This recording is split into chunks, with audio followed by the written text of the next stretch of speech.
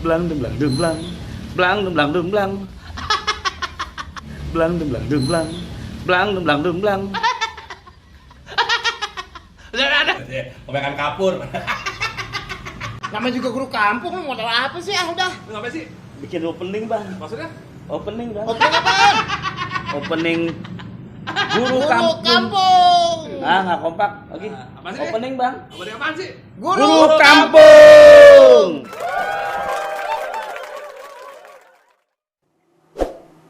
Woi, assalamualaikum. Udah di mana nih?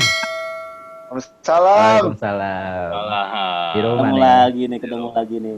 Iya, Oh. di rumah aja nih ada siapa nih di bawah nih? Ada Tuh, teman kita, di Boy. bawah nih ada siapa? Kalau gue di atas, Boy. Kalau gue di atas. Oh, di atas lu ya? Oh iya, di bawah gue nih sini. Ya. Saya anak Coba, baru coba, nih, coba, saya coba. anak baru. Makasih sudah kenalan diundang dulu, ya. kenalan dulu. Kenalan dulu. Iya, iya. Siapa nih? Ya, saya Cipta Mulia nih. Adik kelas saya Bang Rizky. Widih, Aduh, Bang Rizky. juga ya. Bang Tua Black. juga ya. Tua juga ya, Bang Black ya. Iya. Ngeri. Kena juga gua. Aduh. Jauh lah, tapi jauh. Boy, ini kita bahas yang kemarin nih, yang apa namanya? Kenapa sih orang malas debat atau nggak berani debat? Tuh. Nah, iya lanjutannya tuh. Kemarin kita udah sampai di mana nih? Sampai Simpulannya gimana tuh kan? kemarin kita sampai di karena memang di sekolah. Caranya. Iya, nggak dulu kesimpulan yang kemarin. Kita Oh iya. sepakat bahwa ternyata di sekolah anak-anak tidak diajak untuk kritis, tidak diajak untuk berani mengungkapkan pendapatnya gitu loh. Anak-anak di pressure secara psikologis untuk ikut apa kata gurunya. Kita ini kan kejadian di sekolah umum nih. Nah, kalau di sekolah-sekolah tempat dulu pada ngajar kan kayaknya enggak gitu deh ya. Nah, gimana nih caranya supaya bikin generasi kita generasi yang mau debat dengan ya dan mau diskusi dengan data gitu. Itu sih. Gimana, Boy? Oke, mulai dari mana nih, Ki?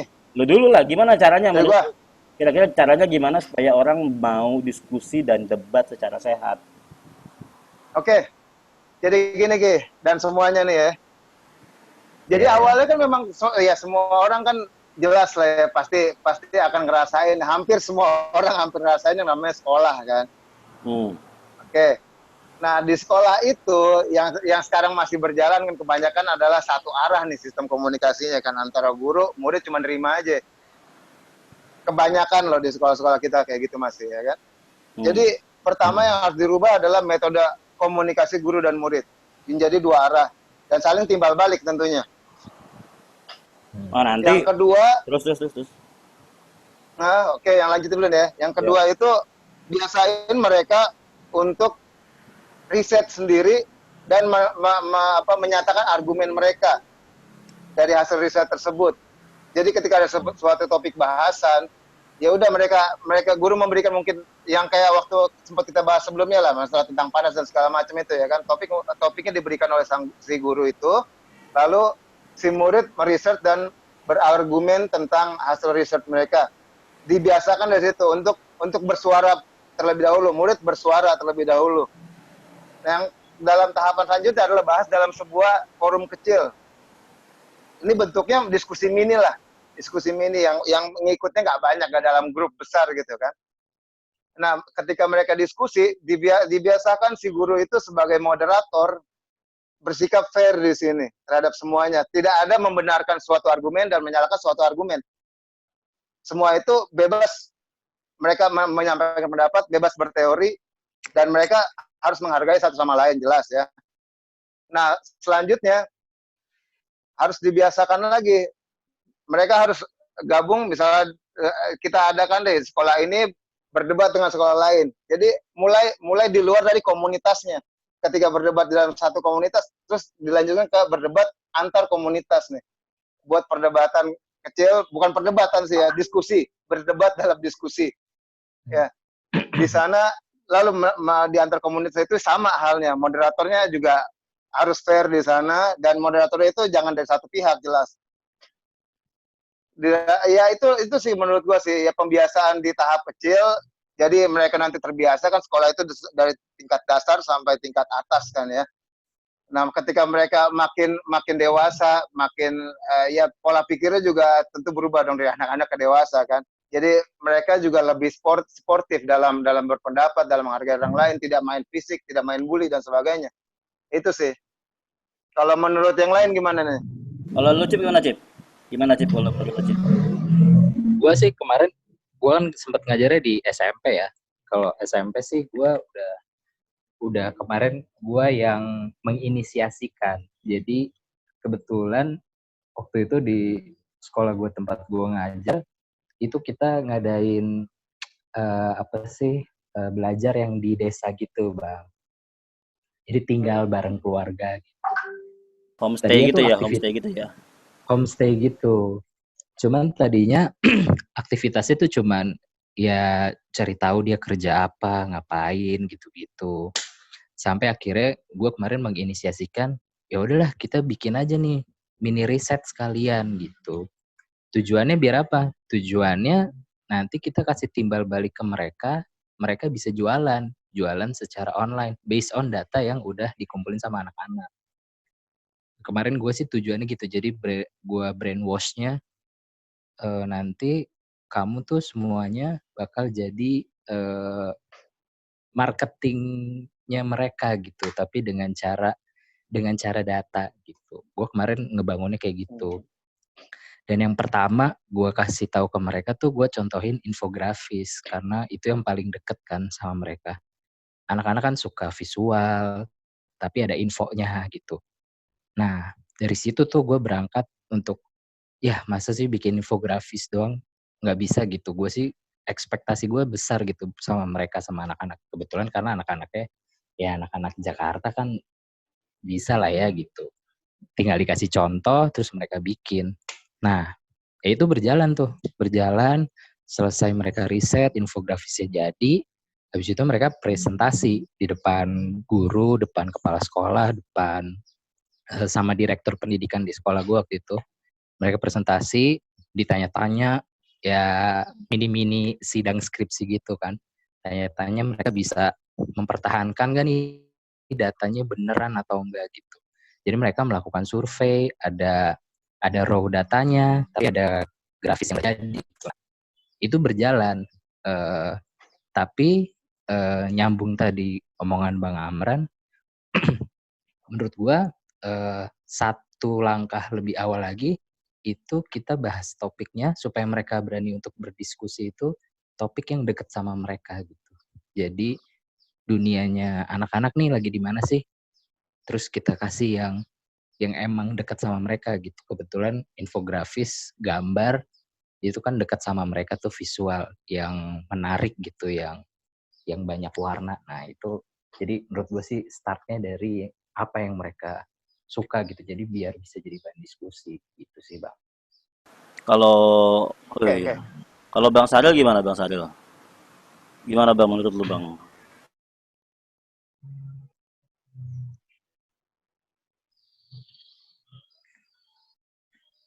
Masih kemute kayaknya tuh bang Sarah. Mikrofon, boy, mikrofon. Mm-mm.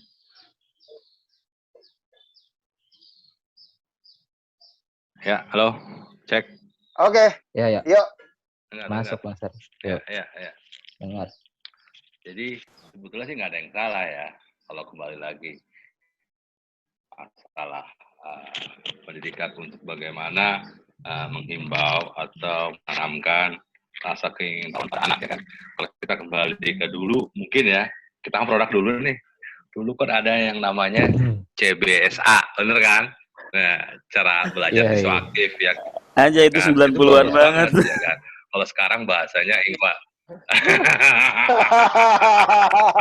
Nama, Tapi gue ngerasain kok dikit. Ngerasain ya? Ngerasain ya? iya. Milenial KW, milenial Ngerasain. KW. Iya. Artinya bahwa apapun itu nggak ada ya. Cuma lagi-lagi kembali mereka nggak tahu harus bagaimana nih, ya kan. Nah, sekarang ini pun hampir masih sama. Mereka masih nyaman, ya. Nyaman di sekolah-sekolah masih ada yang masih menggunakan sistem-sistem dulu, ya. Nanti dulu, Bapak lagi bicara ya.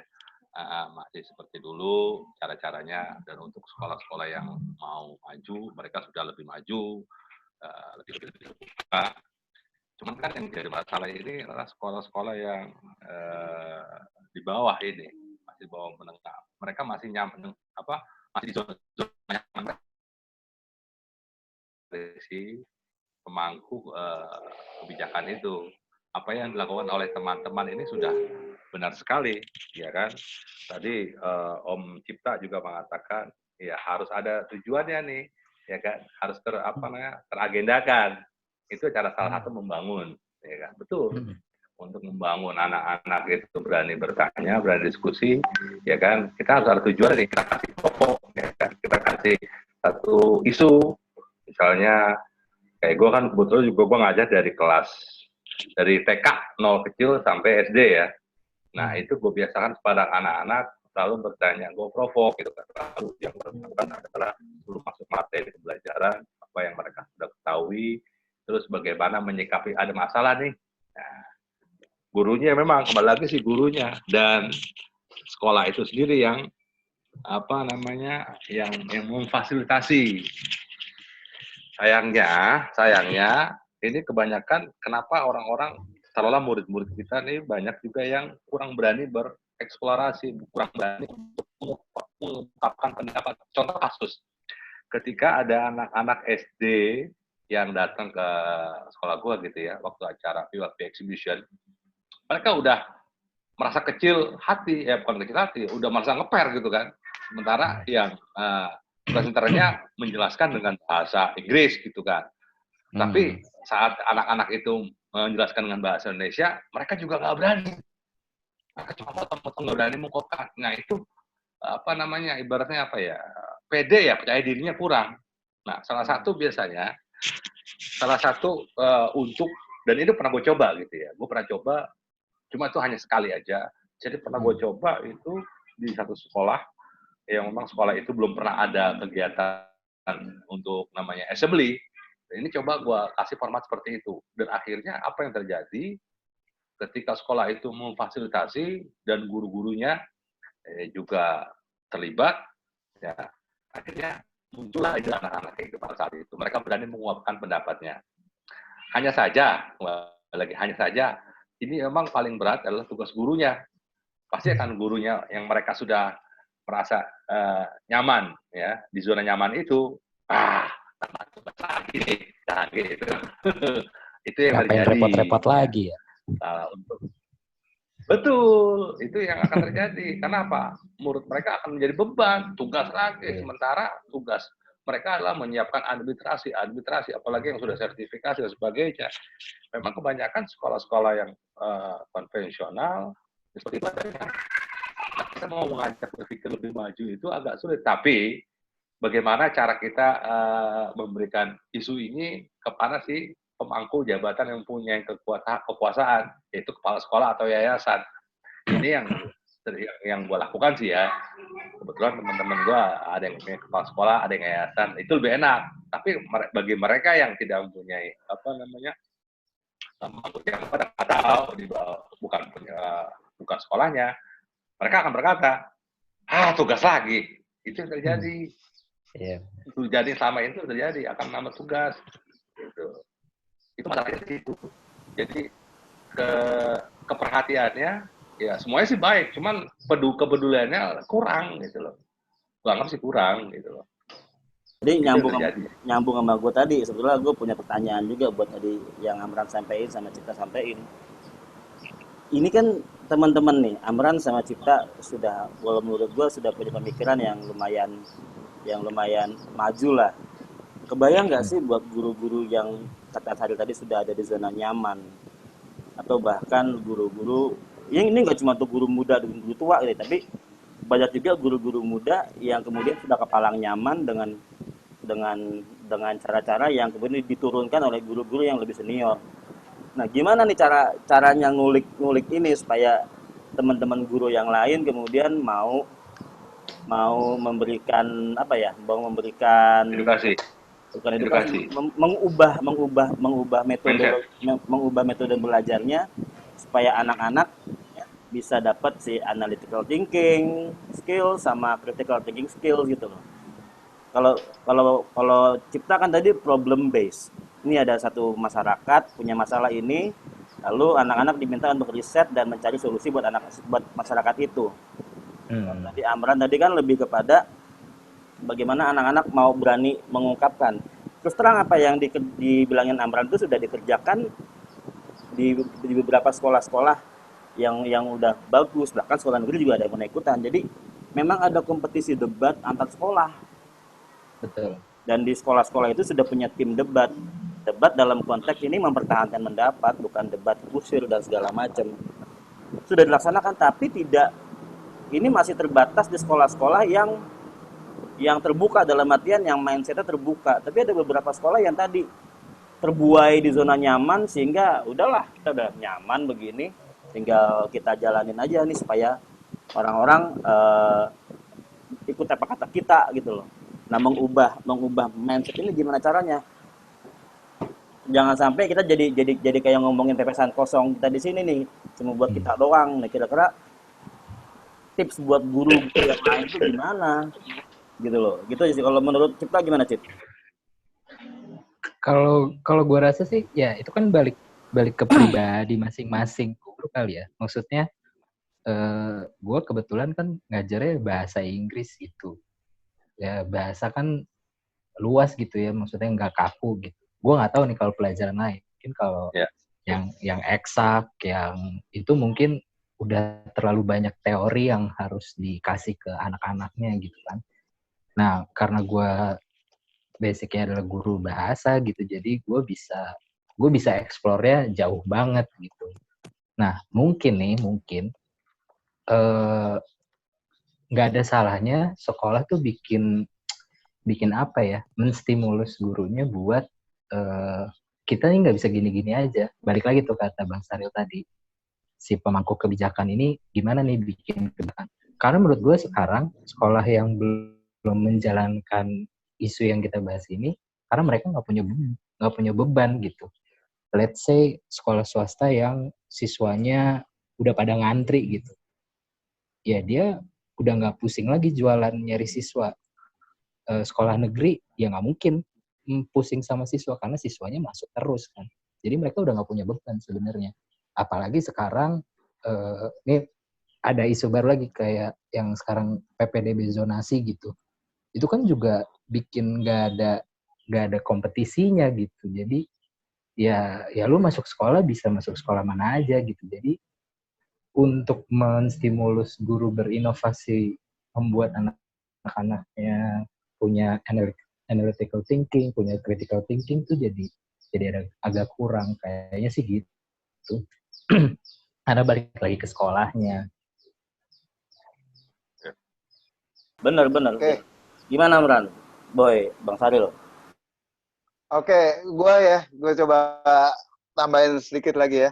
Tadi gue setuju tuh masalah kebijakan itu harus dibuat secara sentral ya. Jadi kebijakan memang harus dari pusat, ada yang menaungi setidaknya policy untuk guru. Gimana caranya standarisasi lah guru itu. Ya, guru itu mengajar di kelas ya. Terus jangan kembali UKG doang ya. sebelum iya itu dia. Kembali Saril. setelah UKG tuh, udah UKG Saril tuh. Ya itu dia tuh, ubanan udah sama Meluki. Iya. Nih, kan selain policy itu kembali lagi ke awal masalah seseorang menjadi guru itu loh. Seorang menjadi guru itu bukan hanya sekedar menjadi guru ya. Guru itu hanya mengajar, Ki. Menjadi guru itu sekaligus menjadi pendidik sebenarnya. Ketika seorang memutuskan diri untuk menjadi seorang pendidik, dia harus punya passion di sana. Dan itu yang harus di-tracking di awal sebelum dia mengambil studi sebagai seorang guru. Gitu loh, pemilihan di awal. Tapi karena kadung kita udah kayak gini sekarang kan ya, ya udahlah. Ada lagi di psikologi nih, ilmu psikologi nih, karena gue basicnya dari special education ya, pendidikan khusus. Ada lagi di psikologi itu yang namanya 21 hari mengubah kebiasaan. Dalam sebuah policy yang harus dikeluarkan pusat, itu harus ada tahapan di mana dalam 21 hari seorang guru melakukan kegiatan yang sudah diprogram seperti itu loh. Jadi mereka terbiasa dan akan menjadi kebiasaan mereka, nggak jadi beban lagi buat mereka gitu. di awal memang mereka akan ngerasa sih, ah ini Berat beban lah banget pasti. nih, udah biasa kayak gini enak ya kan. Nah itu emang jadinya jadi berat buat mereka, tiba-tiba jadi sesuatu yang biasa. Nah itu di awal itu, ya tadi yang si Cipta omongin, gue setuju. Diskusi itu dimulai dari sesuatu yang sederhana, tapi kan manusia itu bertumbuh dan berkembang sih. Lama-lama jadi gede, jadi dewasa ya kan. Otomatis itu harus lebih kompleks. Tapi kalau gue melihat, ya anggaplah kita datang ke sebuah seminar nih ya kan. Yang tadi Sari bilang bener tuh. Bahkan nggak cuma anak kecil, orang dewasa pun kalau seminar nih, pembicaranya bertanya gitu, ada pertanyaan, semuanya pasti diem. Iya. Gitu loh. Ya kan? Iya, betul. Karena kita terbiasa akan satu hal nih ya. Contoh lah, gue pernah ikut seminar untuk mendapatkan satu SKP lah, atau satu standar untuk menaikkan tingkat pendapatan lah ya gitu intinya ya kan. Jadi orang tujuan ikut seminar untuk dapetin SKP itu, bukan untuk dapat ilmunya, bukan untuk saling tukar pendapat gitu loh. Jadi udah ada udang di balik ya bakwannya itu loh. Bakwan. Ya kan? Iya, gitu. Tadi lu bilang diskusi dari yang sederhana, kan orang bertumbuh kembang itu menjadi dewasa. Diskusi apaan tuh, Boy? Itu dari week boy, week. Anjay. Iyalah, dari misal topik-topik sederhana, karena bisa kalau misal anak SD gitu kan. Sekarang kayak mau belajar masalah IPA untuk anak SD, misalkan pengenalan mereka tentang makhluk hidup. Simpelnya gitu kan.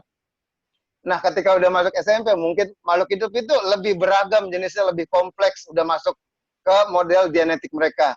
Masuk SMA udah lebih kompleks lagi, masuk ke dalam mungkin lebih ke spesifik kepada sel dan segala macam. Dan reproduksi ya, Boy? Dan nggak cuma penjelasan gitu.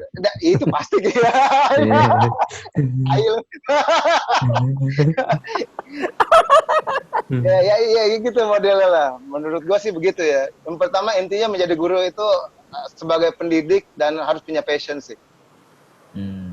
Mungkin ada tambahan dari Bang Saril atau Lucky atau Bang Mulya? Ya, kita gitu ya, gimana sih? Cuman akhirnya kan jadinya gini. Muter doang di sini jadinya. Iya, muter-muter aja. Kita kan ngebahas. Cuma ya itu tadi, gimana caranya supaya kita juga apa yang kita cita-citakan, yang kita idam-idamkan itu bisa tidak membekas di teman-teman para pendidik, para guru yang ada di sekitar kita. Ya, mau tidak mau ya kita harus terjun atau berada di lingkungan mereka, gitu. Itu yang harus kita lakukan, gitu kan. Ini kan kalau kita cuma hanya, nah untungnya kan ya mungkin dengan wadah seperti ini paling tidak kita akan bisa berbagi, gitu kan. Bisa berbagi, komunitas ini bisa berbagi, bisa share ilmuwan kita kepada sekolah-sekolah yang memang mau welcome dengan ide-ide kita. Banyak loh sekolah-sekolah yang mau menerima ide-ide kita. Mas malu untuk mengungkapkan aja. Terus yang kedua, tidak ada hubungan emosional gitu. Padahal ya mereka secara tidak langsung mereka butuh gitu loh. Mereka butuh. Itu beberapa sekolah-sekolah yang ada wilayah Cilandak ya, gua termasuk alma mater gua gitu kan. Gua ke sana, gua diskusi, mereka sangat butuh gitu. Mereka sangat butuh dengan ide-ide kita ini. Artinya apa yang kita punya, ilmuwan kita ini, kita bisa saling share pada mereka. Gitu. Mereka butuh gitu loh. Terus terang mereka nggak tahu mau mulai dari mana, karena mereka sudah sibuk dengan urusan administrasi gitu. Mereka sudah sibuk. Itu beban banget sih itu emang tuh administrasi. Itu yang membuat mereka sibuk. Satu itu. Yang kedua adalah satu kelas aja bisa 40 anak, lu bayangin aja. Iya, rasio guru murid ya. Rasio udah capek banget, apalagi yang guru masih honorer. Wah, sama kayak gini, beban lagi. Iya, maksud gua ini beberapa teman di komunitas di beberapa sekolah juga udah bikin satu hal yang asik sih. Kayak ada komunitas guru belajar, ada kampus guru Cikal, ada teman-teman yang di daerah juga ada forum guru. Bahkan di TG apa namanya? Guru mata pelajaran ngumpul terus bikin satu kelompok MGMK, bikin kayak semacam pembelajaran bareng-bareng. Ini udah jalan sih menurut gua, tapi ini baru ada di level masyarakat, belum sampai di level kayak tadi Amran bilang kebijakan di level pemerintah atau di segala macamnya. Gini. Seberapa jauh ya kita bisa berharap sama pemerintah supaya pemerintah mau menstandarisasi ini dengan baik di level yang bawah. Jangan cuma hanya ngumpulin ijazah, ngumpulin apa namanya hal-hal administratif, perencanaan lah, RPP lah segala macam. Ini menurut gua sih kita udah cukup dengan masalah RPP, udah kelar lah. Tinggal bagaimana mengedukasi guru untuk mau fleksibel dengan metode belajar yang dan juga nggak cuma fleksibel tapi juga mau bikin diferensiasi jika memang dalam kelas itu ada anak-anak yang mungkin cara mencerna pelajaran berbeda dengan yang lainnya. Kadang-kadang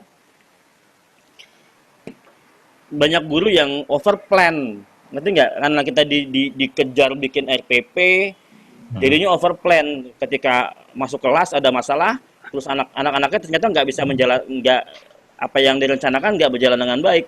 Itu langsung panik tuh banyak guru yang begitu tuh. Gila, gue nggak siap nih gitu. Maksud gue bener. Hanya menggugurkan kewajiban. Bener harus di planning, tapi juga harus bisa fleksibel dengan apa yang ada di lapangan gitu loh. Jangan sampai kita overplan, bodo amat anak yang ngerti emang enggak, pokoknya sesuai dengan apa yang udah gue rencanain jalan gini. Itu yang kejadian sekarang. Nah makanya menurut gue solusi tadi Bang Saril bilang untuk bikin sharing, bikin diskusi. Cipta juga udah bikin tuh kayaknya beberapa kali diskusi di Rawamangun ya Cip ya. Iya. Iya kan? Asik tuh Cip. Maksud gue belum sempat datang. Nah, mungkin nggak nih teman-teman misalnya selain ada kampus guru Cikal dan segala macamnya, kita bisa nggak untuk meluaskan itu semuanya? Mungkin nggak nih pertanyaan gue sekarang, guru kampung kita kumpul keliling-keliling sekolah, kita bikin pelatihan, kita bikin sharing. Iya mungkin banget lah itu, keren banget. Mantep. Jadi gini. Ya, Iya bang. masalah kampus Cikal ya, kan gue juga berasal dari sana kan, gitu kan. Mereka emang kan anaknya Cikal gitu. Kampus guru Cikal tuh anak Cikal gitu kan. Adik gue dah kan gitu. Karena dia lahir baru. Nah, lagi-lagi memang problemnya adalah mereka tidak bisa tembus di wilayah Jakarta. Ya, khususnya wilayah Jakarta. Kenapa? Satu, mereka harus bisa memahami karakter dan sifat orang-orang yang ada di Jakarta, gitu. Karena bisa susah. Makanya untuk masuk ke sana itu harus ada orang yang memang paling tidak orang yang mudah bisa mencarikan suasana, gitu loh. Pasti ada sih yang namanya dalam satu komunitas itu pasti ada orang-orang yang memang masih cara pembawaannya kayak gitu. Ya kan? Nah, memang dibutuhkan orang-orang yang untuk terjun ke lapangan ini yang bisa masuk ke semua hal ini, gitu. Karena ini terus terang dari kampus guru Cikal aja juga memang ini masalah, problem sebetulnya. Sampai ketuanya pernah ngomong sama gue gitu kan. Ya, itu masalahnya emang Jakarta agak susah. Jakarta agak susah. Gitu. Tapi bukannya dia udah nasional ya Bang ya? Itu karakter. Bang, bukannya dia udah nasional ya? Jangkauannya betul, udah TPN itu nasional. Betul, TPN itu kan sebetulnya kan jangkauannya pengennya seluruh ya. Kita nggak ngomongin satu komunitas ya. Artinya bahwa kita pun harus bisa masuk ke sana. Ini kan salah satu bagian dari rencana pemerintah untuk pemerataan gitu kan. Kalau bahasanya Amran bilang kita harus ada dari atas ke bawah gitu kan. Atas sudah secara umum. Tapi secara spesifik ya kita yang melakukan dari bawah ke atas gitu. Dari teman-teman kita ini ya kita saling berbagi. Kita yang menang. Ibaratnya kitanya yang datang langsung, nggak bisa mereka tuh datang langsung. Karena budaya kita tuh masih susah. Gitu. Kitanya. Budaya kita tuh masih minta-minta. Kita yang mendatangkan langsung. Gitu. Apalagi yang sifatnya ini ilmu, males. Tapi kalau bilang sembako gratis, datang semua. Nah iya. Beneran. Nah, kita menjemput bola, kita datang ke satu kompetisi sana gimana yang terutama yang sekolahnya yang mau menerima keterbukaan. Nah, itu lebih enak gitu kan. Ada beberapa sekolah yang sudah gua lakukan sih mereka ya alhamdulillah bahkan sampai ketua yayasannya mereka menerima itu gitu. Itu enaknya kita. Jadi semua ada isu apa tuh kita, bahkan gue pernah mengisi atau gue pernah langsung masuk ke kelas sit in, gue duduk aja, duduk gitu loh, gue duduk, gue tahu kelas gitu. Cuma gimana caranya. Nah itu, nah tugas-tugasnya adalah artinya paling tidak dalam obrolan ini kita tuh ada action sedikit lah, ada action yang memang orang bisa melihat kita. Gitu. Jadi kan baru sebatas ide kan masih Iya, belum masih abstrak, ya kan, masih konsep, ya kan. Seperti halnya teman-teman guru yang tahu sibuk dengan RPP dan sebagainya, itu kan masih apa ya, masih konsep. Nah, masih konsep, gua anggap masih konsep. Bagaimana aplikasinya? Nah, itu kan itu aplikasinya itu. Iya, iya. Sementara ini yang dinilai adalah RPP-nya. Sementara ini yang dinilai RPP-nya. Oh, bagus sih, canggih, oh gini-gini. Tapi aplikasi di lapangan gimana? Kan gitu. Ya, sepakat gue, Lagi sepakat. kita jangan terjebak dengan hal-hal kayak gitulah. Nah tadi kan, ya, benar-benar. Tadi Cipta sama Amran udah ngomong nih, apa yang udah dia kerjakan sama murid-muridnya. Nanti mungkin kita bisa share nih, apa yang Cipta bikin, apa yang Amran bikin, apa yang udah kita kerjain, apa yang udah kita kerjain sama murid-murid kita, bisa kita share ke teman-teman guru yang mungkin kalau levelnya kampus guru Cikal atau komunitas guru belajar itu level yang Nasional gede. besar ya, kita Nusantara. bikin level-level lokal aja dulu nih, level lokal, level kampung lah. Guru-guru di kampung mana, kita marahin aja tuh. Ya. Assalamualaikum, ini kita dari guru kampung mau Ya. sharing nih, misalnya gitu. Ya, bisa jadi seperti itu. Ya. Jadi memang gua sih ngarep apa yang kita kerjain hari ini dalam Ada agenda dalam ke channel depannya. ini juga ada agenda ke depannya supaya kita bisa punya kontribusi gitu, nggak cuma keluar-keluar di media sosial gitu. Penting buat kita untuk terlibat Ya. karena kalau kita nggak mulai mungkin juga nggak semua orang bisa memulai gitu. Nah itu aja sih menurut gua. Nah tadi gimana? Asal isinya jangan yang bisa. Ah, iya enggak, jangan jadi jargon. Jangan jadi cuma ngandelin jargon. Itu kayaknya yang udah UKG paham kayak tuh. Yang udah UKG paham kayaknya tuh. Karena yel-yel. Ya, Kebanyakan artinya, gimmick ya. Iya, banyak gimmick. Iya. Jadi itu, maksud gua ya udah nanti maksud kita tadi kan kita awalnya ngomongin soal gimana sih cara ngeluarin apa namanya potensi anak, analytical thinking terus sama critical thinkingnya anak-anak supaya keluar gitu loh.